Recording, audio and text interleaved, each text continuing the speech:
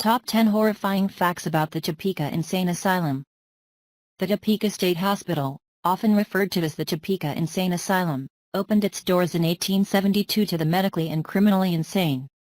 For over 100 years, reports of abuse and murder came out of the hospital, and it eventually closed its doors in 1997 due to the abuse and overcrowding.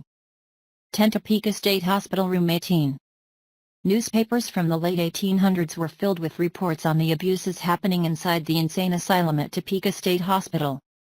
In one particular case, a witness came forward with information about an inmate named Dodd.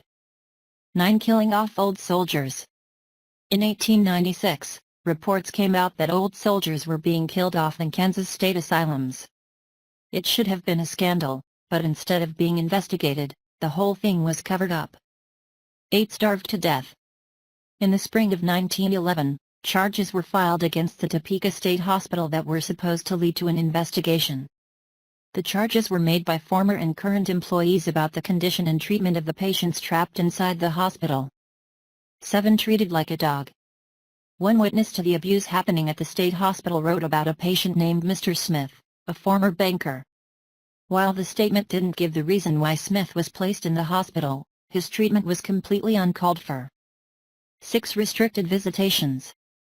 People who were sent to the Topeka State Hospital were often never seen again by the outside world. It was easy to forget about relatives and unwanted spouses once they were on the inside. 5 Lock you up and take your stuff. In 1911, it was announced that a claim adjuster was looking into the financial condition of all the inmates of state hospitals and of relatives bound by law to maintain them. The Topeka Hospital wanted more money than was being given by the state. In fact, the hospital had already begun taking families to court and had won a case the previous year, in which the Supreme Court ruled they could recover for the care of an inmate from the time of his admission until the time of his death. 4 Lawyer vilified. To say that no one was trying to fight the abuses occurring in the hospital would be a lie.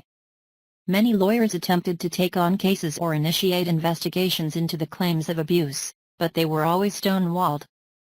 3 Insanity increases. In 1916, there was a report that insanity was on the increase in the state of Kansas.